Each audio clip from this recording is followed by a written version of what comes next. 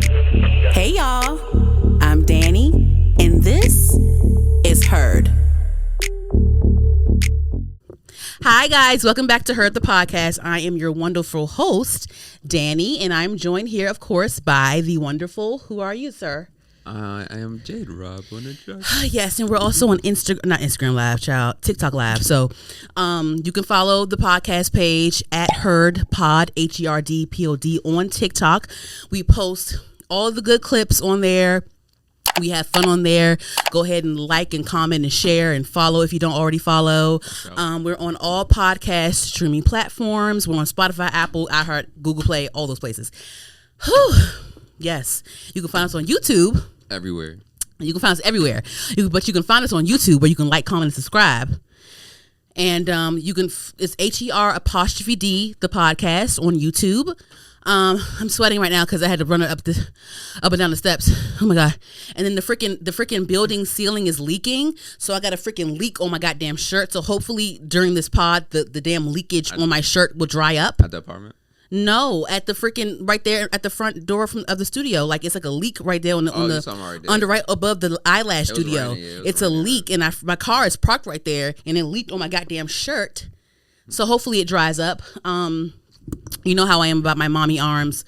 Once again, you know, JRob talked about my arms last episode. I try to keep them covered. Oh my God. I try to keep them covered. I'm sweating. Oh my gosh. Anywho, I try to keep my arms covered because, you know, I'm insecure about my mommy arms. But anywho, yeah, so we're back. How was your weekend, JRob? How's everything? Are you going to call me a turkey again today, or are we done with that? I never called you a turkey. I never did. But okay. My week has been great. Outside of that. What? My week has been amazing. How about yours? It's been, actually, no, I ain't gonna hold you. It's been a rough, jam-packed week. Okay. A very busy work week.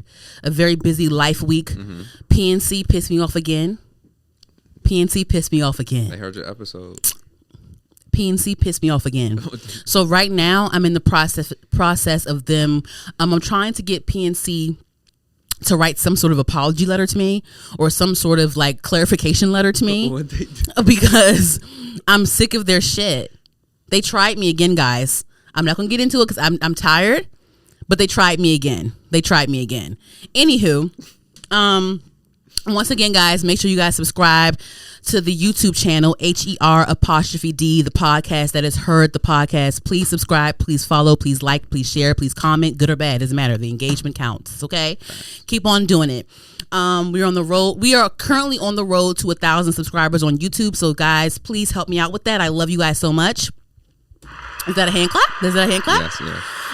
Yes. So we're on the road to 1,000 subscribers on YouTube. It's been a long time coming. It's been trial and error. It's been, you know, some things switched around, but we're still rocking and rolling. And that's just what that is. Yes. So we're gonna have fun this episode. We're gonna be talking. Okay. For sure. There's some things that have been going on this week on the social media streets. So. We may start the music segment early because there's a lot of music artists on the docket on the list to talk about. But before we get to that, did you see the B Simone stuff? I heard about it. Okay, so I actually so B Simone has been on on the blogs and stuff, and there's been a lot of chatter about her latest situation on her podcast. I'm not really sure if she has the podcast by herself or she has a podcast with the new best friend, because I remember she had a podcast before with one of her other best friends that I guess she dropped. At one point, I guess they're not friends anymore. She ended the friendship, and then now she has her own podcast now, I think. And I think she had her other best friend on the podcast with her. Mm-hmm. So one of the few things that happened were the best friend was talking about how hard being best friends with a celebrity. And she went down the list of how, she has financial trouble. She's broke. She had her car repossessed. She had to move back in with her parents. She's a single mom. And she was talking about how, saw that B Simone was helping others. And she did want to ask her for help. She wanted to deal with it on her own, but it was hard to watch her help others and how her best friend didn't help her with her struggles. So that was a weird situation. So people had things to say about that. Then there was another situation on that same episode, I believe, where B. Simone talked about her finances, about how her finances aren't where she wants them to be at, and to the point where one day she walked into a Bloomingdale's and checked her PNC account and had to go and walk out to H&M and cried about going to H&M. So that was a nice little discussion piece for the blogs and things like that. So there's that. And then there was another thing. There's another thing where the best friend discussed how at one point something good happened to her. This is all the same episode, y'all. At one point something good happened to her, and she called B. Simone to share the good news.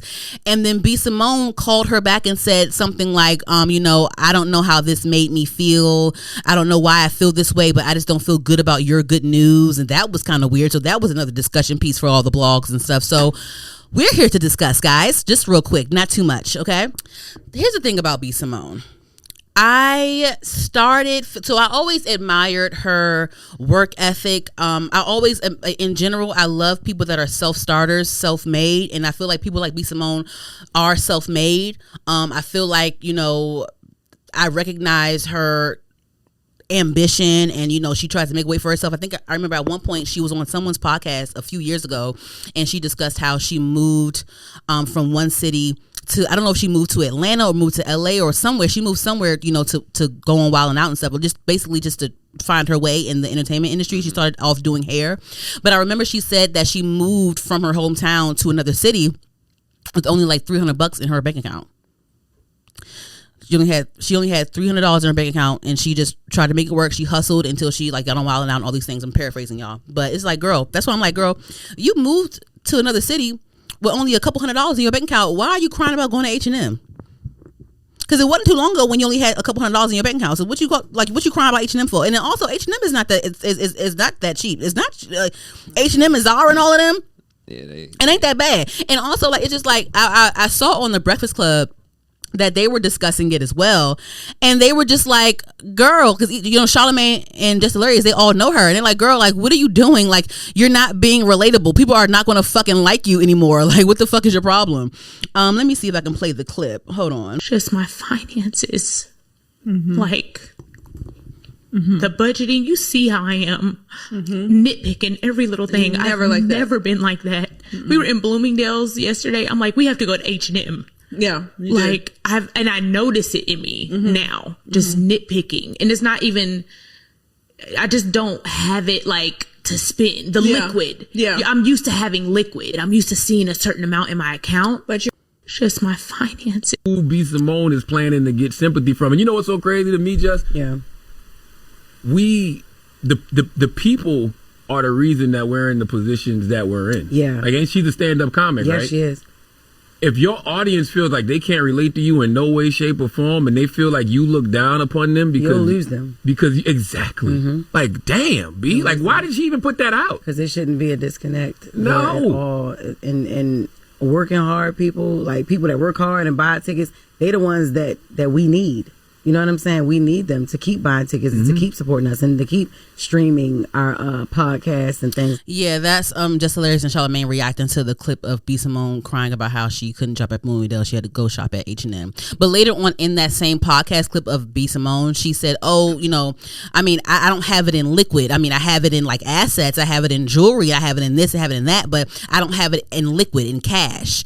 So it's like, girl, you're even saying like, you're saying that your life is still worth more than H&M. Like, what are you like? It's just like, what on earth? It's like, why would you sit there and cry about H&M and like out loud in front of, this is something that you say off camera or like in secret. Cause like, what are you saying about people that shop at fashion? Cause I shop at Fashion Novas. I'll even do a TJ, because TJ Maxx is TJ Maxx. You can find some nice little pieces at TJ Maxx, Burlington Coat Factory, Ross. You can do some Ross. I be finding things at Walmart. You can JRob, CVS has some really cute accessories.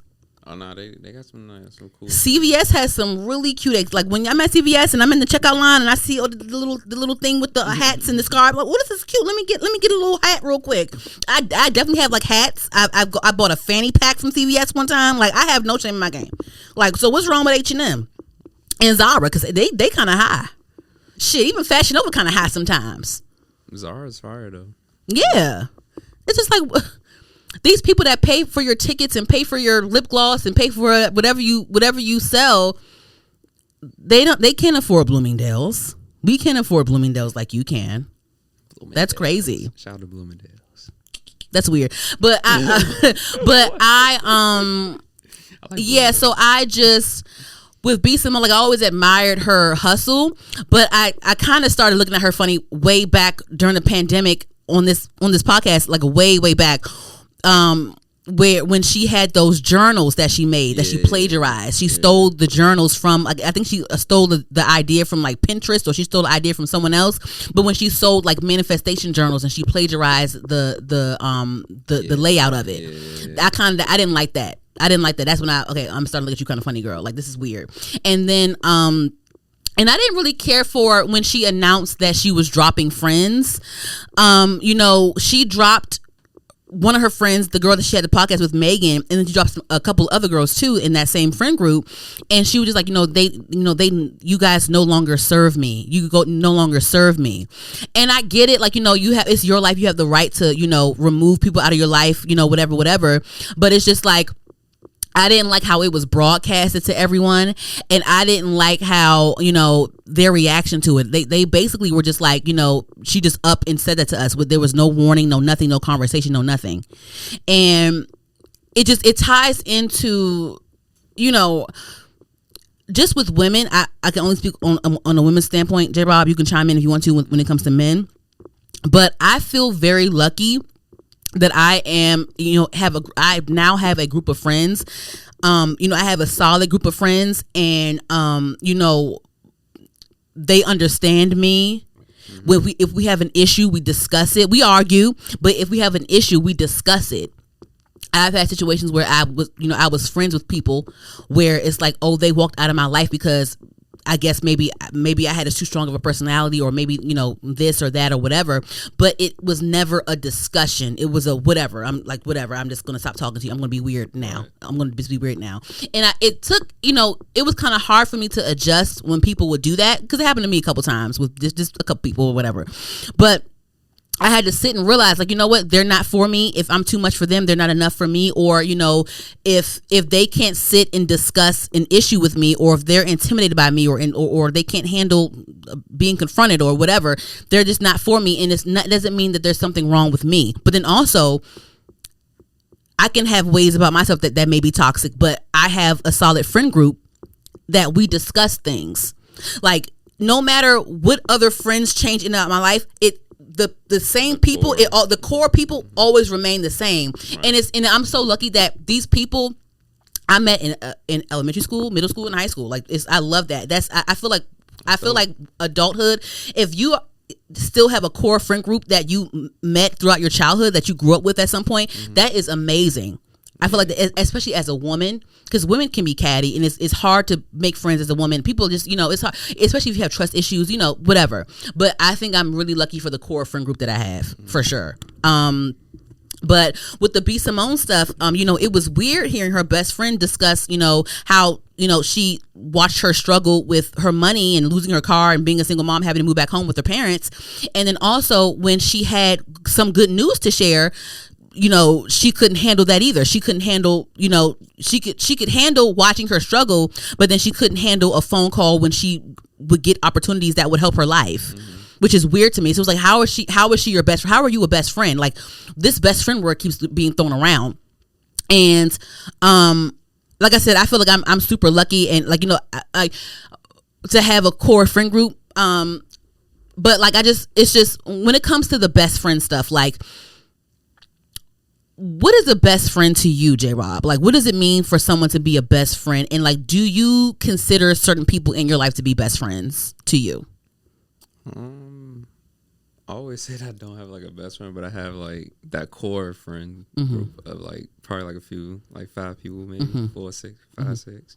But yeah, best friend is like, I can't explain the best friend things. I don't have a best friend. So, but I know the people who are like the core what do you think a best friend is though? Like, when you hear the word best friend, like, when people talk about their best friend to you, what do you understand a best friend what do you understand a best friend to be? Like they celebrate you, they uplift you, give you spirituality, peace, all of that good stuff. They help you. Like there's a lot of things though that comes with the best friend thing. But I mean, do your core folks do that for you? Yeah, but you just don't that's why I'm saying, like, I think that when it comes to the best friend stuff, like, I'm sure that there's definitely real best friends out there, but I think that, like, I had to realize, like, to me, I just feel like it's a label. It's a label. Like, it's just a label. Like, your friend is your friend. Like, whether you call it a best friend or not, if that friend it checks all the boxes and they're there for you, and you know they're genuine, and they talk to you, and they're honest with you, and you know you can be yourself. Like, they don't judge you. They're like, that could be a best friend. But if you like, best friends. It's weird. It's just a label. It's weird. It definitely is just a label. It definitely is just a label. Like, I was like, I don't know. It's like, yeah, because like sometimes, like, in friendships, like, you know, you could say, oh, this person's my best friend, but then they still love you, but they may not label you as their best friend. But it's just like, it don't really matter, because like you act like you're my best friend, like, because you do all the things that a best friend does. So it's like, I mean, yeah, you don't want to call me your best friend because you call someone else your best friend, but girl, you know I'm your best friend. Like, you know I'm your best friend. Like, like when we fight, you can't not talk to me for no long time. Like, you know what I'm saying? Like, it's just like, we're gonna get back to this. You know, it's a family. Right. It's a family. You know what I'm saying? So it's just like, the best friend thing is just a label. But I definitely you know, I focus on the actions more than the label. And that's where I'm at right now in my friend group, in my world, in my mind. But like, that whole thing with B Simone and her quote unquote best friend, that whole stuff, like, y'all ain't best friend. That's weird. Yeah, I don't know. Like, that's your best friend. What kind of friends do you have? What's the regular friends giving? Do they try to stab you in the back or something? What's going on? Like, I don't know. That shit is weird. It's very weird. So off of that, anywho, next on the list. So let's talk about India Love for a second.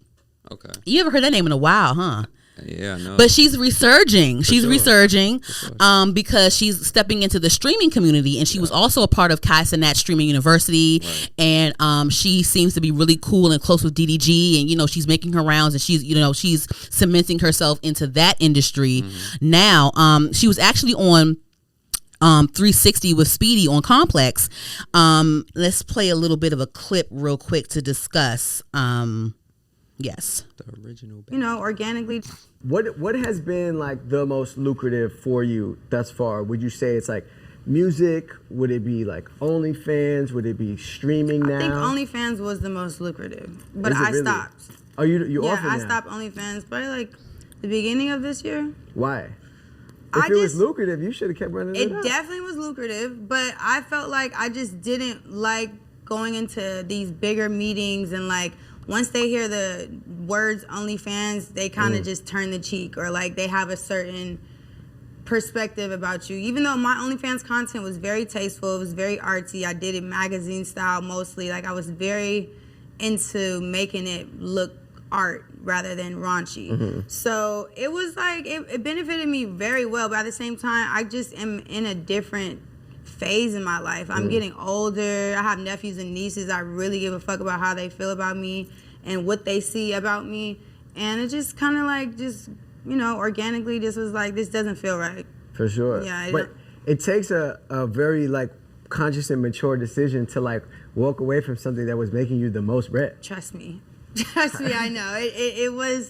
It wasn't that difficult because I have so much faith in God, and I know like He probably didn't want me to be doing that, and now that I'm not doing that, so I'm gonna get something better, which streaming obviously is like, you know.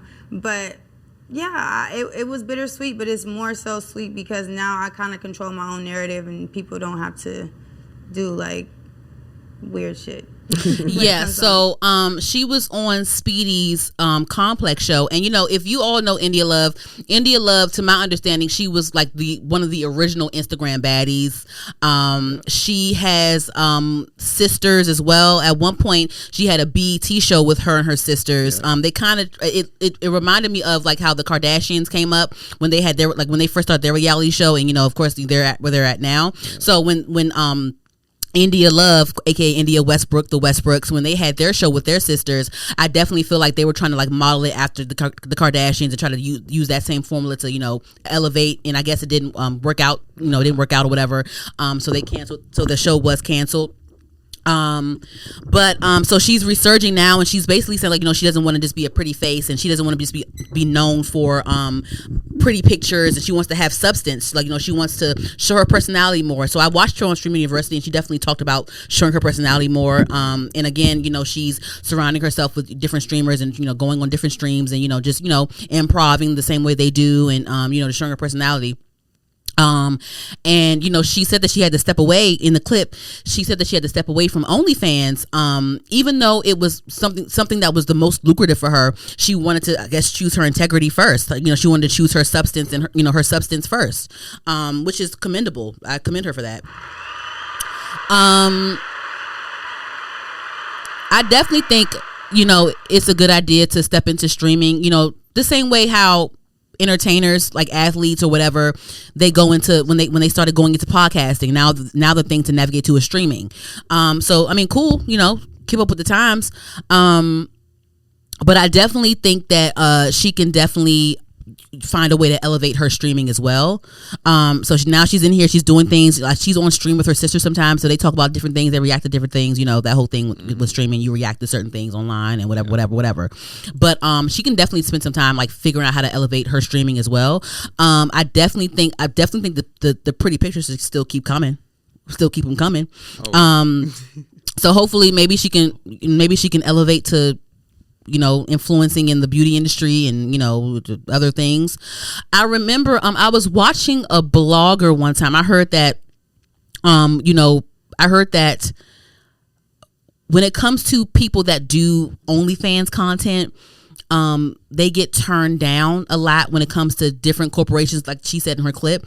You know, they can get turned down into, if you're known on OnlyFans, sometimes you can get turned away from certain parties in Hollywood or certain spaces. If, you know, if your name rings a bell on in a certain platform, reality, like, you know, raunchy reality shows or OnlyFans, like, you can get turned away from different rooms. Right. So I definitely understand why she wanted to branch away from that, especially when she probably felt like, you know, yeah, she's getting money from it, she's a beautiful girl, but she's still not really maintaining a name for herself, if that makes sense.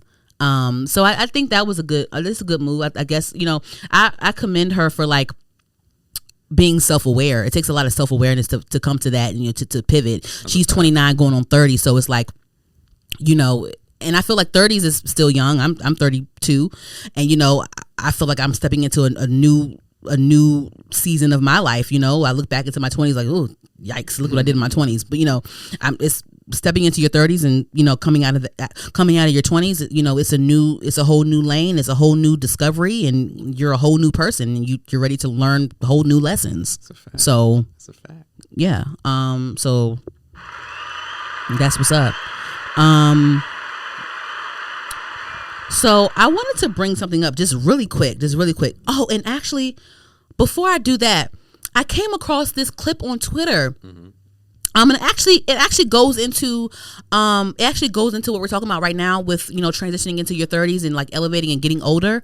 So there was a clip on Twitter that I came across where a young lady, just a random young lady, she was crying to her phone saying, like, you know, I'm 40, today's my 40th birthday, and like I feel like I have nothing to show for it. I'm not where I thought I would be at 40. I feel like I'm behind, and, you know, so she was crying, she was hysterical, and I'm gonna play it real quick, and I want to ask JRob how he feels. So I'm gonna play it real quick for y'all. And everything was just hitting me right. I'm turning 40 this year, and everything was just hitting me right now. It's like not where I wanted to be. I haven't succeeded at anything. I haven't even tried. Like, I don't even know anymore. I don't know how to do anything. I don't know how to cope with anything, and I don't know how to, I did this whole growing thing wrong. Like I'm supposed to be an adult. I'm supposed to be able to handle these things, and I can't handle anything.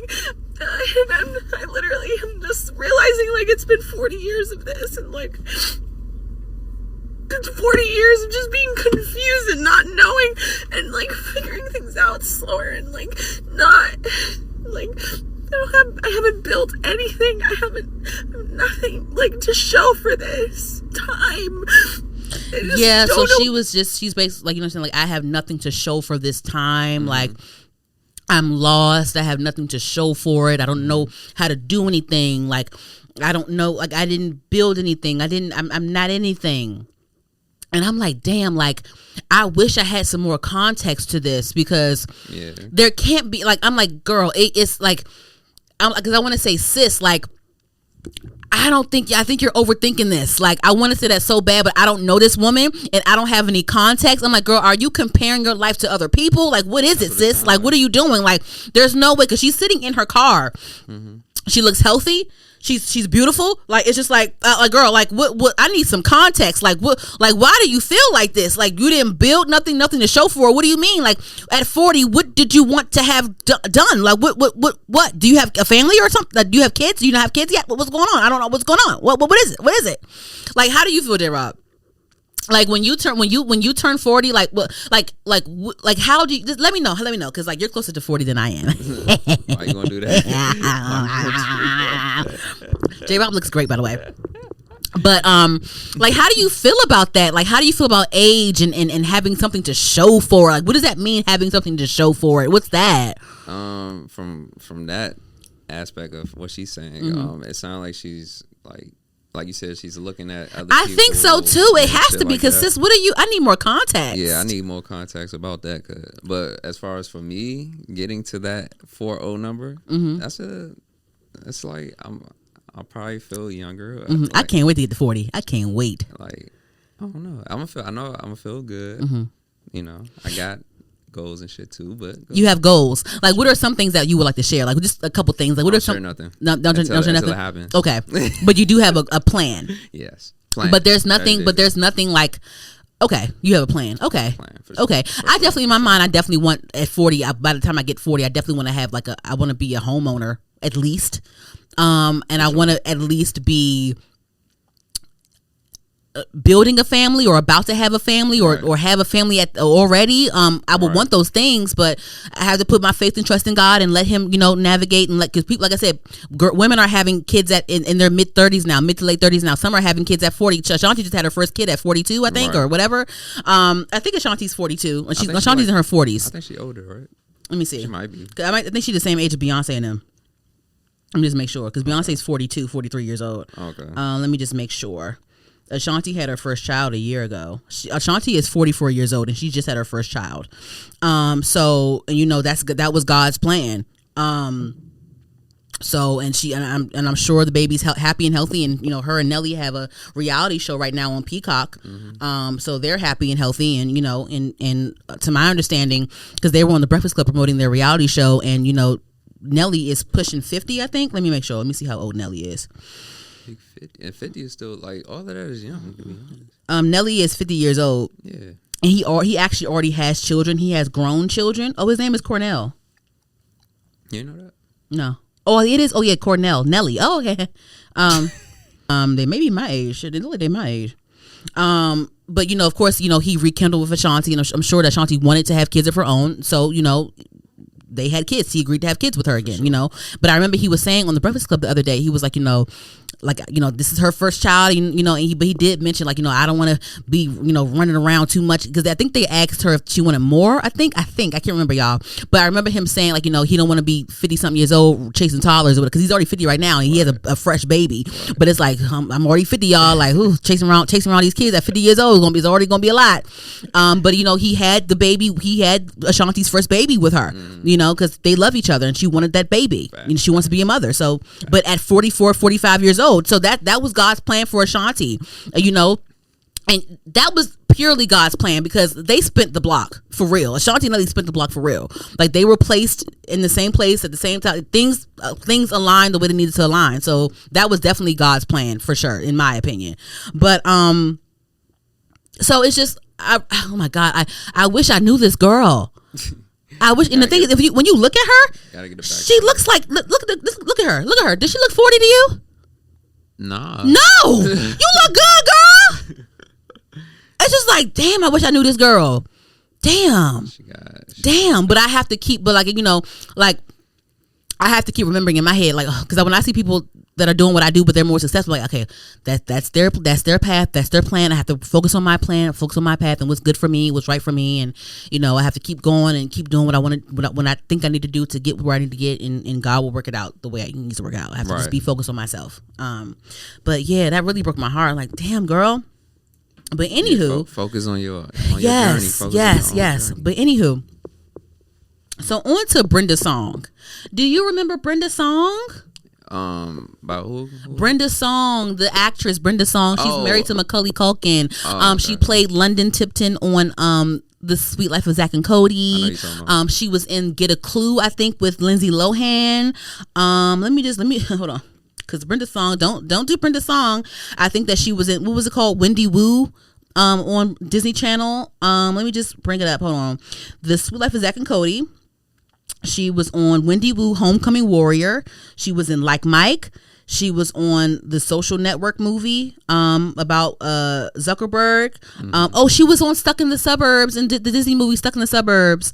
Let me see, what else was she in? A lot of Disney Channel stuff. Film the Future. Yes. A lot of Disney Channel. A lot. I see a lot of that. Yes. So anyway. She was actually, I caught this story on Twitter as well. She says that, it says, from the Pop Crave Twitter account, it says, Brenda Song reveals she sat down with the president of Disney after the company didn't want to let her appear in the movies The Social Network and Gran Torino. I'm not familiar with the movie or show Gran Torino. It quotes Brenda. It says, I was just like, I'm an actor. When you hired me, I was not a hotel heiress, referring to her role on Sweet Life. If I have ever done anything in my personal life to ever draw bad attention to your company, I understand. But this is the last season of the show, and this is the opportunity of a lifetime. So I guess she was referring to Gran Torino. And she was just saying, like, you know, if I understand if I'm a bad look for the network, but I'm not. Like, why do you want to halt me? Why do you want to prevent me from going on these, you know, these more adult movies and TV shows? Like, you know, what is it? Because she was on The Social Network. I think I remember her on that movie.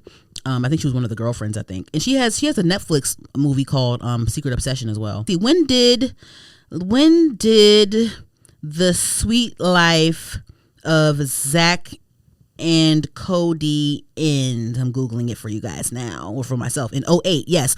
So the show ended, The Sweet Life of Zack and Cody ended in 2008, and she was blocked from Gran Torino in 2008, but she did make it onto the Social Network movie in 2010. So she was trying to, I guess when she stepped out the Disney role, she's trying to go for adult roles, and which is understandable. And I'm sure that a lot of Disney folks do that, and you know, only a few have transitioned into adult roles after Disney. Mm-hmm. You know, it took Miley Cyrus a while to break that Hannah Montana look, but she's finally coming back and embracing it. But it took her a while. She had to really like do stunts and shit to really break out of her Hannah Montana role. Like, remember the Bangers era, y'all? Like, so it's just like, it's understandable. But with this tweet about Brenda, I saw that Christy Carlson Romano retweeted it and said, period. And of course, if you guys know, she was the voice of Kim Possible, and she also was Ren Stevens on Even Stevens, the iconic Christy Carlson Romano. And she is also a podcaster as well. I enjoy her work and her talking and her, you know, her content and all that stuff. She's still a really cool creative. And I'm sure that she definitely understands where Brenda is coming from, especially coming from the Disney background. I think that Christy Carlson, if I remember, I think that she had her own struggles of, you know, trying to break that image. I think that she, I think if I remember correctly, there was a song, because she wanted to get into music at one point, and there was a song that both her and Katy Perry recorded, and I think it ended up going to Katy Perry because I guess Christy's Disney image kind of overpowered, you know, the person that, you know, was in control of who the song goes to and how the song can be pushed and all that stuff.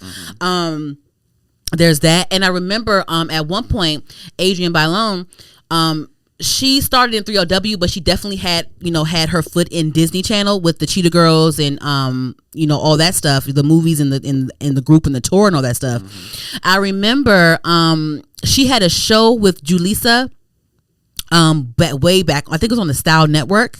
Girl, I'm telling my age. I remember on the Style Network, Adrienne and Julissa had a show together. Let me see her last name. Julissa, is it Julissa Bernardo or Julissa? Let me see, Julissa Bermudez or hold on, I can't remember Julissa's last name. Julissa. Let me see. Julissa. Oh my God, Julissa. Nice let me see. And let me see. Julissa. What is Bermudez? Is it Julissa Bermudez? I think that's Julissa's last name. Yes, it was called Empire Girls, Julissa and Adrienne. They had a show on the Style Network back in 2012. Both Latinas. But yes, I remember watching that show. And I remember when Adrienne has a beautiful voice, by the way. We all know Adrienne's voice. It definitely was was one of the dominant voices in 3LW. And she definitely dominated in the Cheetah Girls, especially after Raven left. She has a beautiful voice, beautiful woman. And I remember, and I think it was on the show, I remember watching her, at one point on the show, they were following her musical journey and she wanted to get back into music. But I remember she was saying how, and she kind of broke down, she was saying how, she is afraid to fully get into music because she's afraid that people will still see her as the Cheetah Girl. And then also she was insecure about her voice. I remember she said that she felt like her voice sounded childish. Okay.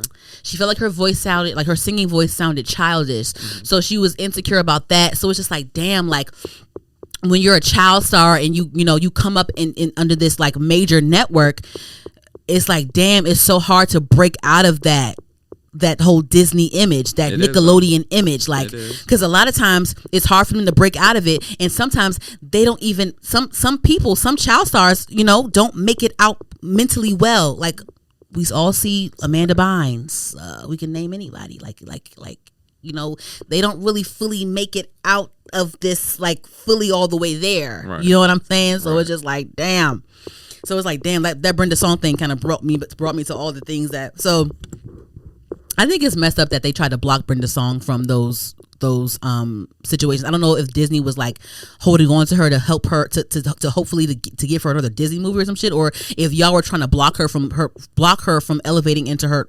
If Disney was trying to block her from elevating her career and had no plans on using her in anything else, crazy. That's messed up. Right.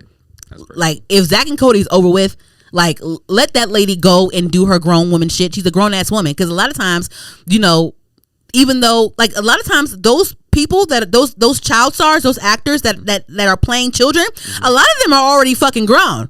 Like, right. Phil of the Future, the guy that played Phil in Phil of the Future, I think he was already like 25, 26 playing a high school kid. Right. On High School Musical, I think Monique Coleman, the black girl on there, I think she was already 26 playing she was already 26. That's how it be. That's how it be sometimes. I think the youngest people that were actually teenagers was Zac Efron and Vanessa Hudgens, and I think Ashley Tisdale, maybe. Everybody else was fucking grown. Pushing fucking 25, 26, 27. Yeah. Yeah. The woman, Trina, I think her name is Trina McGee, that plays Angela on Boy Meets World, Sean's black girlfriend. She was the oldest one on that whole cast, playing I think she was already in her mid to late 20s, playing a freaking teenage high schooler. All the other kids were like 17, 18, but she was already 26, 27 playing their age on the screen with them. And of course, she still looked good because, she still looked good. She still looked good because, Trina still look good now because, she still look good. But it's just like, that's what happens. That's the reality of it. Right. Damn. Bling.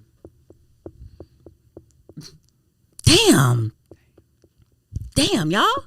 Good. I commend all of y'all though, because Listen, I will be nothing without That's So Raven. I will be nothing without the Proud Family. I will be nothing without Lizzie McGuire, Hillary Duff. Wow. I'll be nothing without Parent Trap. I wouldn't be here without the Sweet Life of Zach and Cody, Ashley and Brenda, and Cole Sprouse and Dylan, all of y'all. I listen, y'all made my childhood worthwhile. Monique Coleman. I love seeing that black girl on. Listen, I love seeing that, like the black Corbin Blue and Monique Coleman on High School Musical. I love that. I love, like, yes, two black people on here. Yes, two black people. Yes, the two black people on this damn movie. This whole movie. There's two black folks on this whole movie. Yes. But no. Anywho, what was your favorite childhood memory unlocked on a network? What was your favorite TV show or whatever? Back in the. I'm gonna give you another one. Sorry. Which one? I'm sorry. I'm gonna give you another one. Drake, I know where you started, and I'm never going to forget. I know where you started, Drake, and I'm never going to forget. I remember seeing you, Drake, before you had the shape ups and stuff, when you were just a light skinned Jewish boy in the halls of Degrassi. I remember where you started, Drake, and I will always respect you for that, because you were a pivotal point in my life, because Degrassi was a pivotal point for me. No, don't laugh, because I'm serious. Degrassi was a pivotal point for me, because that's when I felt like I was stepping into my preteen, like, oh, menstrual cycles are coming, and oh my gosh, menstrual, like, I'm grown now. Oh, boobs, pregnancy, what's that? You know, I was stepping into myself as a young lady, as a pre-woman, a preteen. So Degrassi was definitely a pivotal part for me in my growth as a young woman. I will always respect. That's a piece of my life that I will. Okay. Listen, pregnancies and all types of stuff. It was all type. It was drama. I'm like, I'm only freaking. I actually was watching Degrassi when I was like. I think I started Degrassi when I was before I was 10. I think I was like 9, because one time I was in the basement watching Degrassi one time. Let me see, when did Degrassi Next Generation air? You was tuned in. I was tuned in. Let me see. Degrassi the first aired 2001. In 01 I was 8 years old. So I was like 8 years old in 01. I remember I was in the basement. This is when I used to live in Fort Washington. Me and my parents, we used to have a house in Fort Washington. I was in the basement. I was watching the episode where I think Emma got her period in class. Or don't know. I think Emma either Emma got her period in class or something. Emma was on the screen. And Emma was talking, and she was like, oh my gosh, I'm not having sex. She said something about sex real loud. And I was in the basement watching it. And my dad was actually coming downstairs in the basement to get something he was getting something in passing. And when he heard the word sex on the screen, I'm sitting there 8 years old watching it. He was like, what's this? What's that? What is this? What's this? What is this? What's that? What's that? What show is this? What is this? What is this? Oh, it's Degrassi. He was like, okay. And he walked away, like, because dads, they care, but it's like, okay, whatever, okay, they said sex, okay, like, she's 9, whatever, you know. But I was definitely 8, 9 years old watching Degrassi, and I saw how Emma got her period in class with that white skirt on. But anywho, I was tuned in, okay. Too young. I was watching Flavor of Love. Too young. All that shit. It was a lot. But what is your favorite TV memory to unlock real quick? What's a pivotal moment for you where you feel like, okay, I'm feeling changes in myself. Like, am I getting grown now? What you used to watch, JRob? I used to watch like all of the black sitcoms and stuff, like Martin. That's like, but that don't count though. That's like cultural staple. Like, right. I was watching Martin too at fucking 7, as like, and Living Color at freaking 5 and stuff. Right. That don't count though. Like, that's black culture. Like, you supposed to watch that at fucking 5 as a toddler. You supposed to watch Martin as a toddler. Like, that's the like, you're black. Like, that doesn't count. Give me something else. What else? It was a lot of them joints. Cause what was the joint? Dang, what was that joint? The cat. It was. What the fuck was that joint called? Scarlet. What was it called? The Cat. I forgot what the joint was called. It was one of them joints though. It was on Nickelodeon or something, I think. It was a grown show? No, it wasn't a grown show. Cat Dog? It was a grown show. Dog? No, it was a grown show. It was like a nasty show on Nickelodeon. Or was it Cartoon Network? Cartoon Network was a nasty little thing after a certain hour. What? I'm trying to Cat something on Nickelodeon? I can't think of the name. On Nickelodeon?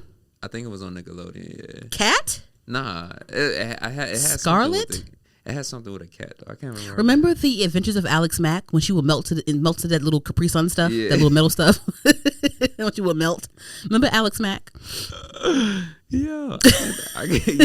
It was like a little Capri Sun melt, like a little Capri Sun. I'm like, is this a Capri Sun? The fuck?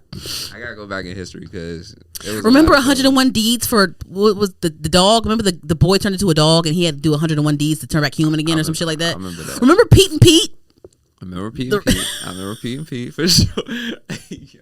Hey, dog. Now it's all Animorphs. That was my shit. Wow. Remember Animorphs? Wow. Remember So Weird? That was my shit. Animorph. Wow. You know what was a good one? Remember Courage the Cowardly Dog? I remember that joint. Hey, yo, this is crazy. This is like, it's like all of the shows back then. You Googling it? I'm trying to look. I'm trying to find the show. We can move on because I can't find that shit. Okay. Anywho, damn. Find it though. Damn. Give me something else to unlock your memory. Like it used to be like, you know, the Gang of Pets and all that shit. Huh? It came in like a game like that too as well. What? I just remember all that shit because I have, I got sisters. So the what? Nah, the show. What the show that I'm thinking about? I can't think of the name right now. I'm gonna find it though. But not really too much shows like unlock my made me feel like that was more like music videos. You were nasty. Like you a boy because you was watching them nasty ass when Nelly swiped that card and that girl's butt cracked that one time. Okay, all right. That was like, I was like watching those type of shit, like Howard Stern show. I was watching that type of shit. Howard Stern? How old? It was early. It was like teens and shit. Like it's probably like 10, 11, 9. It used to be on that night. Like, and Live in Color. Hated it. Remember? Hated it. That anyway. was a great show. Yes. Anywho, moving along. And just real quick, y'all. Real quick. I know last episode I gave a compliment to Tyler Perry, but then it came out that he has like sexual assault allegations coming his way. And huh? Go ahead. Huh? Oh no, go ahead. What'd you say? I ain't say no. What'd you just say? I ain't say no. Yes, you did. No, I didn't. Yeah, so apparently, guys, Tyler Perry is being sued for $260 million in a sexual assault case, I believe, with one of his former employees, an actor by the name of Derek Dixon, I believe. There were text messages that came out. They were all over TMZ, so I guess we have to see how that unfolds. I definitely read the text messages. The text messages, were a bit uncomfortable. It did incriminate him a tad bit when it came to, giving advances to his employees. And then at one point in the messages, Tyler mentioned, certain employees got on his nerves. He might kill them off earlier than what he planned on doing. Yeah, it was like at one point, wow. Tyler, and I'm paraphrasing, I'm jumping to things because this story has been out for like a week now. But at one point in the text messages, he was texting the guy because Tyler Perry was giving sexual advances, and at one point he was texting the guy saying, these certain actors are getting on my nerves. I might write in a shootout episode earlier than what I expected. Basically saying like, they're getting on my nerves. I'm going to write them off the show. Mm-hmm. Saying this to this guy, like, letting him know, like, yeah, I can end someone's, I can fire someone whenever I want to because they're getting on my nerves, like, that type of shit. But he's saying it to another actor, right? And that, and of course, in your head, like, what would you see that as? Like, oh, let me make sure I don't make sure that I don't get on his nerves, so I can keep a fucking job, like, so crazy. But so, like, there was some sexual allegations, so I don't know if they can grab that from the text messages, because there was an assault situation where, the actor claimed that Tyler got into a bed with him one time because he was drunk and stayed at his house and stayed into the guest room, and I guess Tyler went into the guest room and tried to get in the bed with him or whatever. He kind of detailed other sexual interactions where Tyler advanced towards him. I don't know if they can prove that, but in the text messages, those text messages, he has a case with some of those messages because Tyler was definitely giving off sexual advances and then also like coercing and saying like, and implying that, don't piss me off, I can end you You know what I mean? So there was that. So just a little bit of that. I know I gave him a compliment last episode. I'm like, damn, like it's like every time I give somebody a compliment, the next episode I got to say how they it's a damn lawsuit. Like there's a damn lawsuit. The next episode I got to talk about. It's just like goddamn. DDG, and then next episode I'm talking about how it's a damn custody battle, and he fucking hit the Holly and tripped her tooth or some shit. I don't know, and some of they scratching people and shit. I don't know what's going on. So yeah, there's that. Oh, man. And then real quick on so we get into the music. We get into the music now early before the segment. But there was a situation that came out about T-Pain and Drake, which kind of like, I don't know, let me know. I'm going to pass it along to you because it was kind of weird. I don't know. So I'm going to play the clip real quick. Yeah, so T-Pain was on the Crash Dummies podcast, to my understanding, and he had some comments about Drake. So here they are. The one thing I learned from Drake, and here's the crazy thing. One thing I learned from Drake, but one thing he hasn't followed his own words. Mm-hmm. Drake said, I want to be one of the people that gracefully bow out and not get kicked out. Yeah. I have ever since said, thank y'all. I appreciate y'all. I'll see y'all when I drop. Don't worry about it. I'll just drop something. Yeah. Let me know if you heard it. Yeah. Drake is like, no, listen. Okay, I got another one. Hold, check this out. Check this out. Y'all didn't like that one? Okay, real quick. Just one more. Let me try one more. And then he's the person that he said, he didn't want to be. Mm-hmm. And I learned that from him. Like when he said that, I want to gracefully bow out and not get kicked out. I was like, you know what? I'm out this bitch. This is just live shows now. I'm out this motherfucker. I'm not trying to impress y'all. So I think, though, I love T-Pain, by the way. Yeah. Why the fuck would I keep trying to impress y'all? So I love T-Pain, by the way. You listen to it right now? You already heard it? So I love T-Pain, by the way. But I did think those comments were kind of weird to me. Drake later commented on the post, and Drake says, this guy always had resentment for me. You can hear it in every time he speaks on my name. But I thought it was kind of weird that T-Pain said that. I don't know if they had past beef, but I don't think that Drake has been like kicked out or like, I mean, yeah, he might have lost the battle with Kendrick Lamar, but Drake is still a successful artist. He has dropped like 2 or 3 projects since the beef. I think he went on tour since the beef. Drake still has hit music since the beef. So that was kind of a weird comment to me. I don't know. I mean, he's an artist just like T-Pain is. So like he's going to keep on going whether he's having a bad season or not. That was kind of weird. I don't know if it is real resentment towards Drake, or maybe he wishes that maybe, because I know that T-Pain had a little bit of trouble like on his journey, here and there with labels and things like that. And him and Drake are basically like almost the same, one of the same. Like, they rap and both rap and sing, and people love grabbing them for a hook or all those things. Right. Maybe is it resentment towards Drake that he feels like maybe Drake had it easy in his career, or what is it? Like that was weird, right? What do you think was going on with that? That was random as hell. Like they had beef. Like what, sir? What? I didn't know they had beef. Yeah, like how do you feel about those comments? Like, what do you think? I don't know. I guess it's just just his perspective. I honestly didn't know about that, or I didn't know they had beef. Me neither. That was weird as fuck. Like, what in the world? So I don't know. I don't know where it come from. Especially when I feel like Drake is T-Pain is amazing, and T-Pain has carved a lane of his own. He has a successful podcast. He's a streamer as well. He's still very entertaining. He had a great Coachella set, I think, this past year. So I'm just like, where does it come from? But I feel like Drake, compared to T-Pain, Drake is still in a more elevated position. Does that make sense? I get your view. But T-Pain still out here. He doing his thing. He's doing this, he on the stream and all that. But even in the clip, he said, I'm dropping something, listen to it or not listen to it. Because he's still acknowledging, like, you guys it may not be on the charts, but when Drake drops, he's on that chart. Like Drake lives on the charts, whether he's beefing with Kendrick or not. So it's just like, that was weird. The T-Pain, that was kind of like some hater shit a little bit. I think that was some hater shit a little bit. No, I don't think it was, but you don't think it was? But. Who knows? I don't know what they. That was strange. I thought that was really strange. Yeah, Anywho, moving along. Yes. So guys, guess what?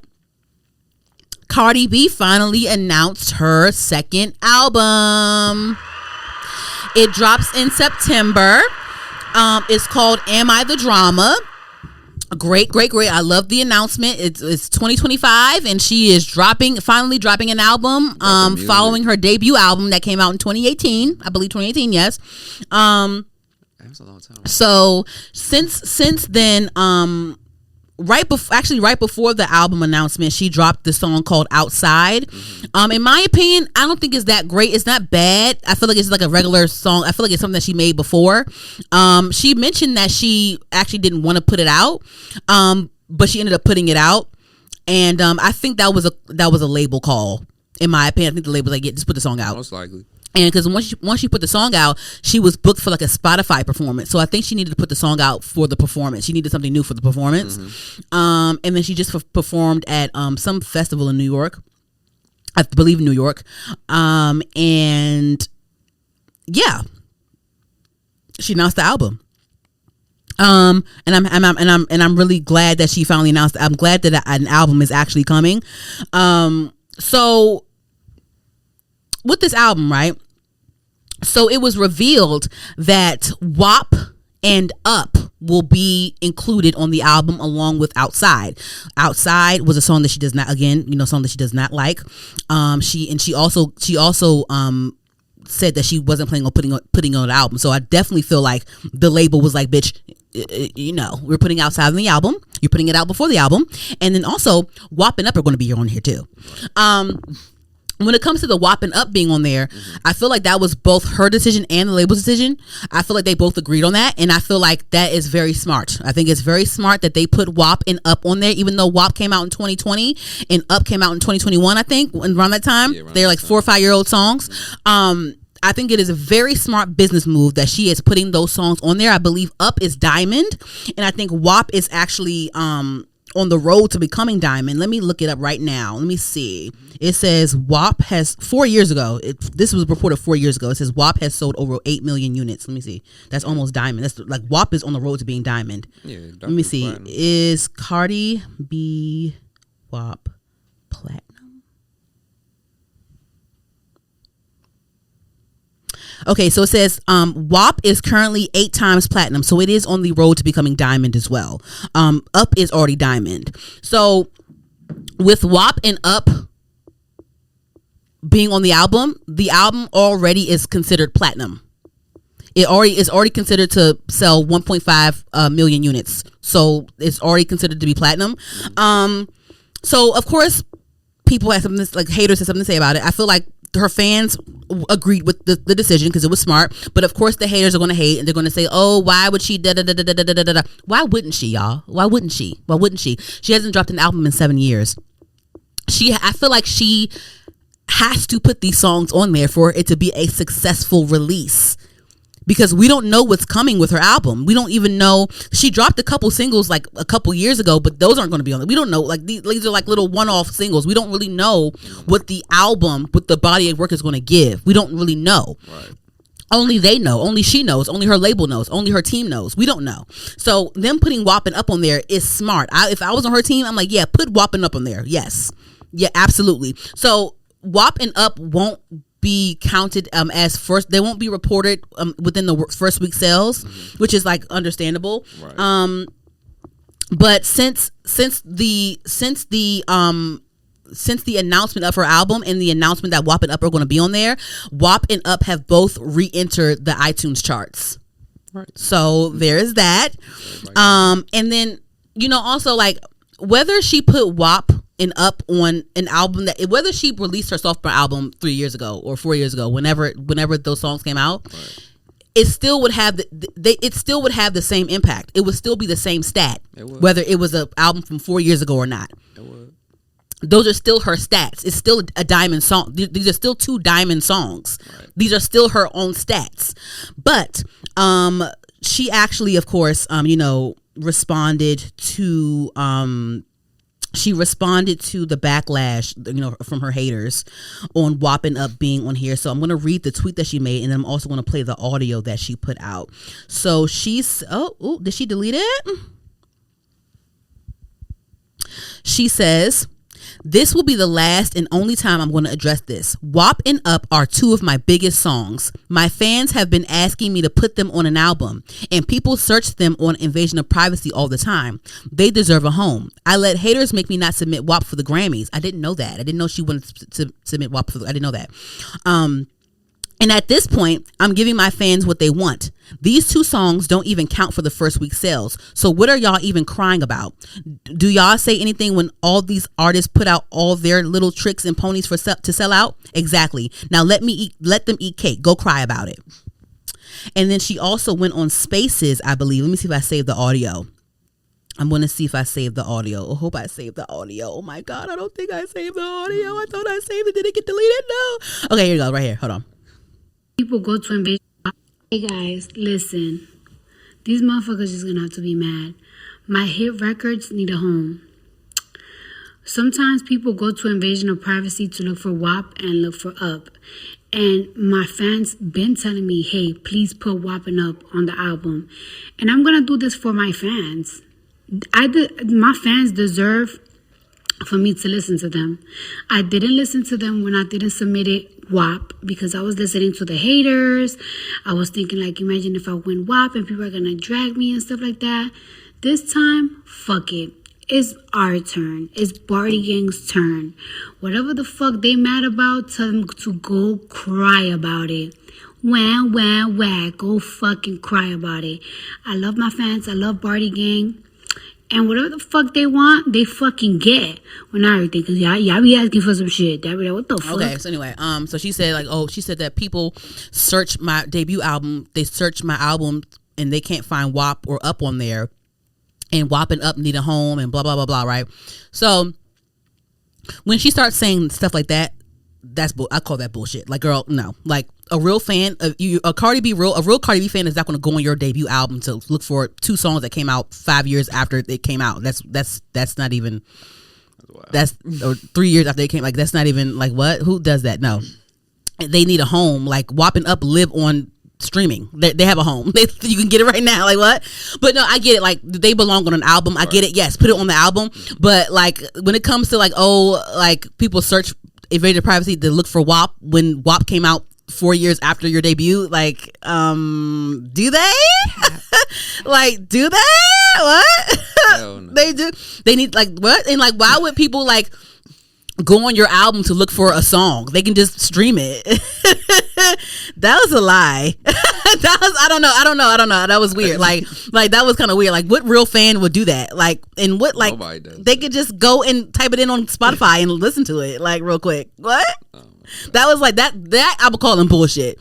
When she starts saying things like no, like this, I'd rather her not have said anything and like let them be mad, because of course the Barbs were like dragging her, but it's like, let them be mad. Like, I'd rather you not say shit. Like, they search your old album for a song that came out after the album, huh? Yeah, what? That's crazy. That was like, girl, stop. Crazy. Don't do that. But it's a smart business move for you to have 2 diamond songs on your second. Yes, do that. Absolutely. Do it all day. Great business move. Do it all day. Do it all day long. Yes, I think she needed to do that, because once again, it's been 7 years since her debut, and we don't even know what a 2025 Cardi B sounds like for real. Yeah, she dropped these little one-off singles and stuff, but those one-off singles didn't even do what WAP and Up did. Like the Like What freestyle and the other Enough. It charted top 10, but it's like it didn't do anywhere near WAP and Up. And once again, WAP and Up, these are still her stats. These are still Cardi B songs. She still earned these stats. So whether it's on Invasion of Privacy, whether it's on the new album, it don't matter. These are still her stats. It's still diamond because it's still diamond. It is what it is. Like, it is what it is. Because I always felt like at the very least, because, she still dropped successful singles after Invasion of Privacy. Aside from WAP and Up, she put out Please Me with Bruno Mars. Money was a good song. Press was a good song. So, I mean, she could, if she wanted to, she could have put out a Invasion of Privacy Deluxe and had those 4 extra songs on there, and still would have probably had a good deluxe album stat.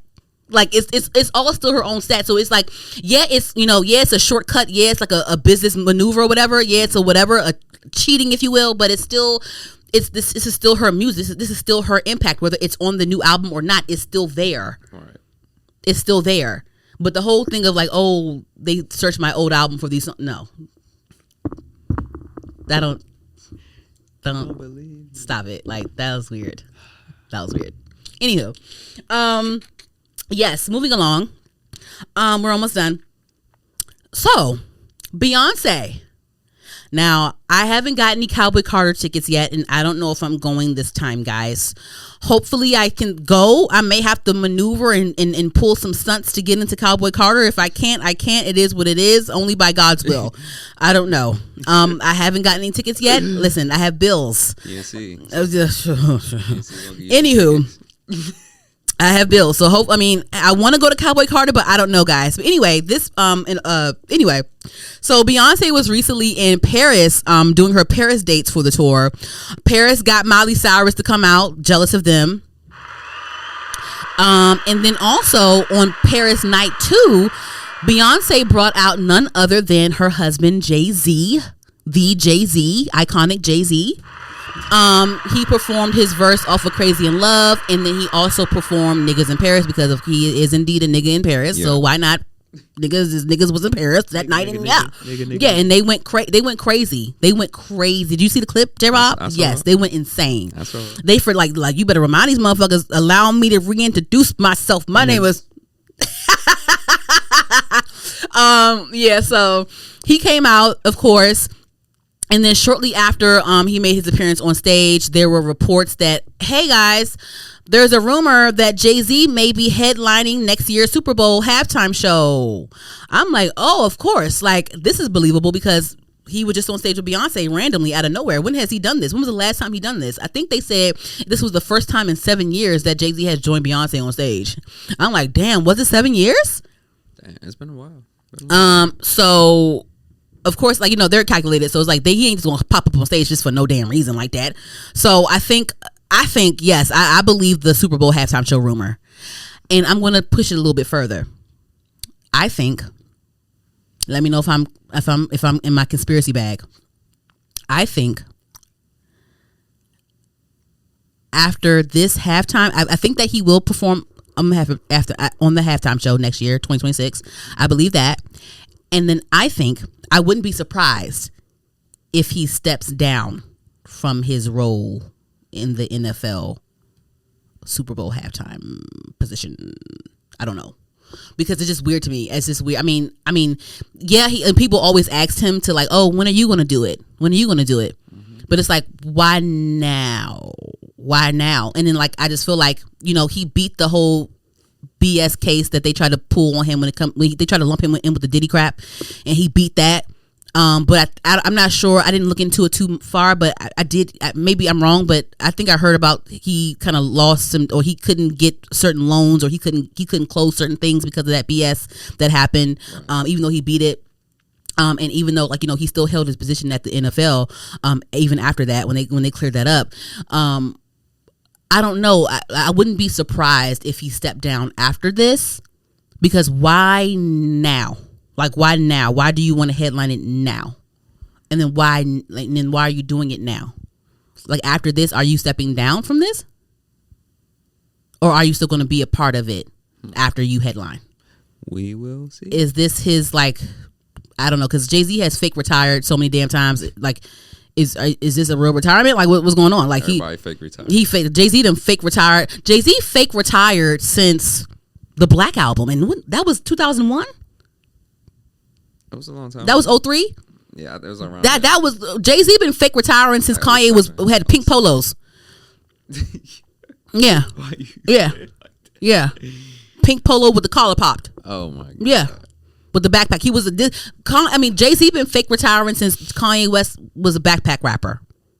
Yeah. Still here. Yeah. So yeah. So I don't know. Maybe that's a conspiracy of mine. I don't know. What do you think? We're gonna see. And who is he bringing out when if he does perform? Who is he bringing out? He definitely not bringing out Kanye West because that's not going to happen. I definitely think he might bring out Blue Ivy to do an 8 count because she been eating it up on the Cowboy Cardi tour. So definitely bringing out Beyonce, but I think he'll probably bring out Beyonce like to close out the performance because I don't think he would. Nice. I don't know, but who else would who would he bring out to be on stage with him? I don't know, some surprises to bring out. I don't know. Yeah, that'd be it. I don't know. That'd be interesting. Yeah, how would they do that? But I definitely believe the rumor of him being. I definitely believe that because why did he come out? This is a rollout, honey. It's a rollout. It is a rollout. Okay. Do you still think that the Patriots are going to make the Super Bowl or not? You still think they're not going to make it? No. Okay. Anywho, yes. Lastly, Brandy and Monica finally announced that they will be going on tour together in 2025. Yeah. I'm going to that. I'm going to that, baby.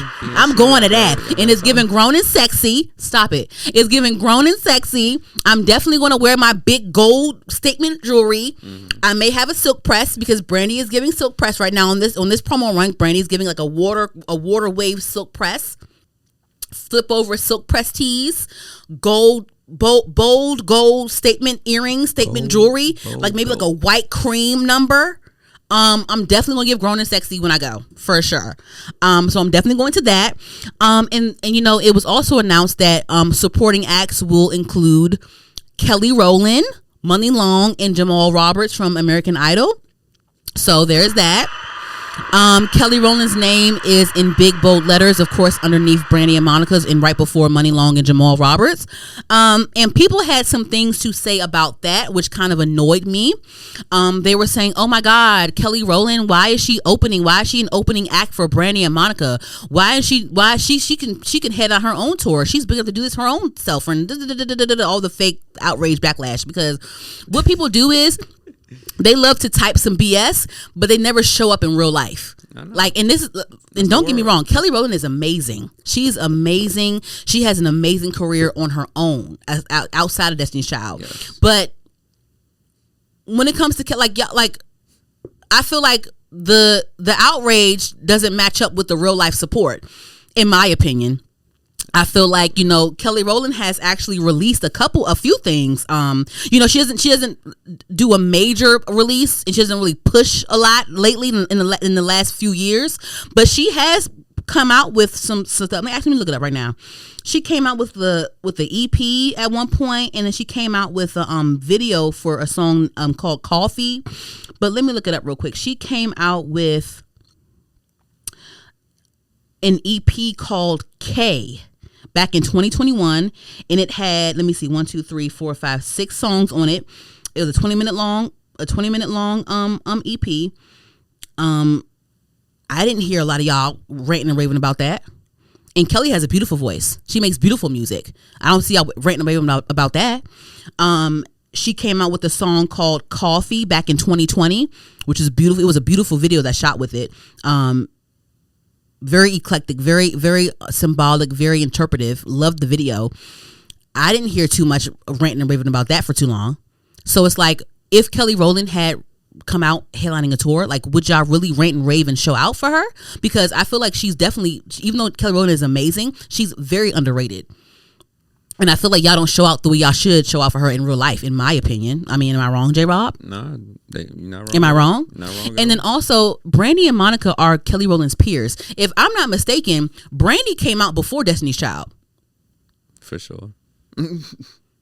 Y'all act like when it comes to debuts, y'all act like Kelly Rowland is Brandy's senior. No. Brandy came out before. I wanna be down with, before anyone was saying like, no, I'm just saying. Monica too. I'm just saying, before I was singing Destiny's Child, I was watching what I was doing before I was saying, before I was jumping. Well, you know what I was singing? Up in the morning, new day is calling, it's me, not realizing my responsibilities, it's me, my best friend's always on my mind, I wanna be down, come on, I gotta do what I gotta do, I gotta move, moat to the, eat to the, moat to the, eat to the, moat to the, eat to the, Moesha. Oh no. But no, I definitely, and that's another pivotal moment for me. I was definitely watching Moesha when I shouldn't have been watching Moesha yet. And my dad was really into making me read books at one point. So I went and got like Moesha books. And he had to tell me that the books were too mature for me. You bet. Like, cause he took it and was like reading a little bit of it. Right. He was like, this is too mature for you. Don't read these yet. You been grown. Yeah. Out here. Yeah. It was too grown for me. So before I could recite any Destiny Child song, and don't get me wrong, Destiny Child is Destiny Child. Mm-hmm. But before I was doing anything, I was definitely eat to the Moesha. And reading the books. Yeah. So, and then Monica, shit. Let me see when Monica came out. Shit. I was like 90. What? 90, because I think Brandy came out. Let me see. When was Brandy 93? Debut? Brandy came out. Let me look it up. Brandy's self-titled debut album came out in 1994. Let me see. Destiny's Child debut. I feel like they came out in 96. Let me see. Officially came out in 90. Let me see. Let me just make sure. Destiny Child is the debut studio album February 17th, 1998. So Brandy came out in 94 and Destiny's Child debuted in 98. Okay. Let me see. Monica. Any bets? Let me bet before I hit send. What you think? What year you think Monica came out? 90, debuted? 93? No, 94? 94? 95. Yeah, so Monica Brandy debuted in 94. Mm-hmm. Monica debuted in 95. Mm-hmm. And Destiny's Child officially debuted 98. Yeah, I think it was 97 or 98. It says, oh shit, did I forget what it said? 98. Okay. Yeah. So I don't know what the problem is. What's the problem here, guys? I don't know. And this full lineup is of respectable R&B singers anyway. So it's just like, what's the problem, guys? This makes sense for Kelly Rowland, in my opinion, because if she's trying to come back out into music, and this will be a great rollout for her. So this tour doesn't start until like September, I think. Yeah. So this is enough time for Kelly Rowland to start rolling out her new music. It's time for Brandy and Monica to start rolling out their new music, because they're going on a press run right now, announcing their tour together. Yeah. They don't have any new music to push yet, but I'm sure it's coming. It only makes sense. Money Long is a talented writer that has been in this industry for over a decade, a long time. So like, these are all respectable women. So what is the problem? Why are you downsizing like Kelly Rowland as if she's like this is amazing for her? I don't understand what the problem is, y'all. Y'all didn't care when she put out the song Coffee. You didn't care about her AP from 2021. You act like you don't give a fuck. When she came out and was starring in a damn Tyler Perry movie, she was on interviews. Y'all kept asking her about Beyonce. Like, y'all act like it's like, what are you doing? Like, it's like, shut the fuck up. And go see her in concert if you care that much. If you care that much, go buy a ticket to see Kelly Rowland, because I am. I love Kelly Rowland. I'm gonna buy anything she sells, because I'm a supporter of Kelly Rowland. I watch Mia Culpa and everything. So yes. Anywho, support. That was weird. I'm like, y'all just be saying anything. Oh my God, she's too big. And then somebody was like, why didn't Beyonce have Kelly Rowland open for her on her tour? What? They don't understand. She be there, so she'll be. What? Oh my God, I don't know. The internet is wild. It's weird as fuck. Wild place. Anywho, I don't pay attention to it. Anywho, that's it for me. Anything you want to talk about before we hit on some music and close this out? Nas. I think Nas put in a bid. Real quick, did you see that Jim Jones shit? I didn't. I've heard about it. I heard about it, but I'm like, what is his problem? I didn't pay attention to it. Me neither. I'm like, what are you talking about? Because I can name more Nas songs than I can name Jim Jones songs. Of course, we can name more albums. But he act like he act like Nas is irrelevant. What kid ask a kid now? First of all, if you ask a kid now, they can only name one Jim Jones song. I seen a video with it. All the kids didn't know who Jim Jones was. Oh, but someone knew Nas, and I forgot who else they asked. But yeah, it was crazy. It was funny. I was like, damn. Oh well, but Nas and Resorts World officially submit a bid to expand Queens Casino into a $5.5 billion resort. Really? Yes. So he's on his mogul tip. He always been on his mogul tip secretly. Nobody be don't be knowing. You think Nas is laughing at Jim Jones right now? Like, nigga. Of course. He probably didn't even think about that nigga. He probably got more money than Jim Jones. Of course. Jim Jones still trying to get, like, Jim Jones is trying to come back out and be like a old YN. That's what it's giving. That was weird as fuck. Like, he was on somebody's platform, like somebody's podcast, really going in on Nas. Like, I'm like, what is your problem? Hey, look, shout out to Nas. Like, that was weird as fuck. Clap it up for Nas. That was weird. But that's my news for him. Nas rapped backwards on a song and it still made sense. That was one of the best songs for sure. I got that album. But go ahead though. We're in our 30s, by the way. Hey.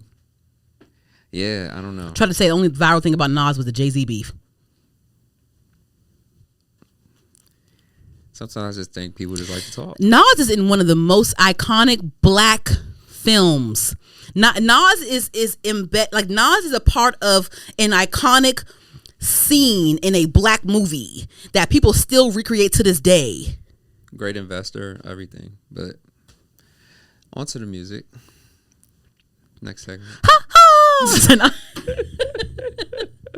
Back to life. Yeah, back to reality. Back to reality, Jim Jones.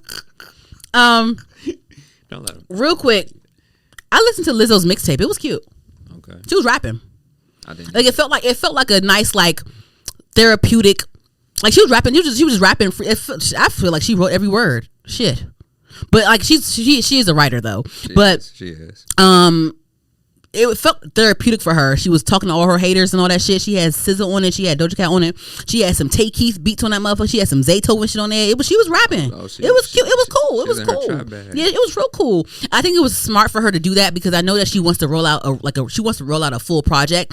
And she actually put out a song a couple months ago that it didn't really get a lot of buzz like that. It kind of came and went. I'm not saying that the quality. I'm not saying that it was worthless. I'm just saying that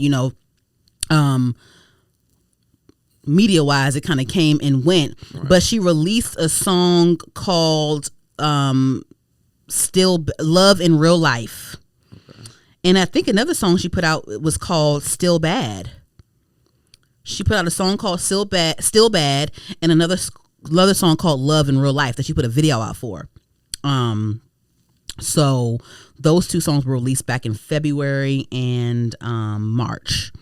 And it kind of came and went, in my opinion. But she put out this mixtape, and I think that this is pretty cool. She hopped on the what's that remix called?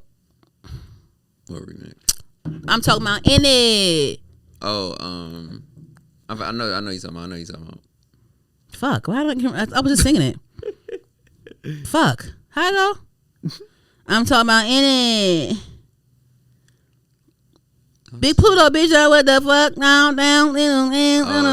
Win Whammy. Yeah, she put out her remix of Win Whammy, and so she's been doing her rap thing. So I think this is a really good pre-rollout for her full project work. Just to get her back on the radar. That's pretty smart. I think that's a really good business move. And I enjoyed the mixtape. It was really fun. She talked her shit on there. She had Doja on there again. SZA, she works well with those two women. Those women are also very creative in their own right. So yeah, I think that was pretty cool. I still haven't listened to Samara Sin's album yet. I am planning on doing that.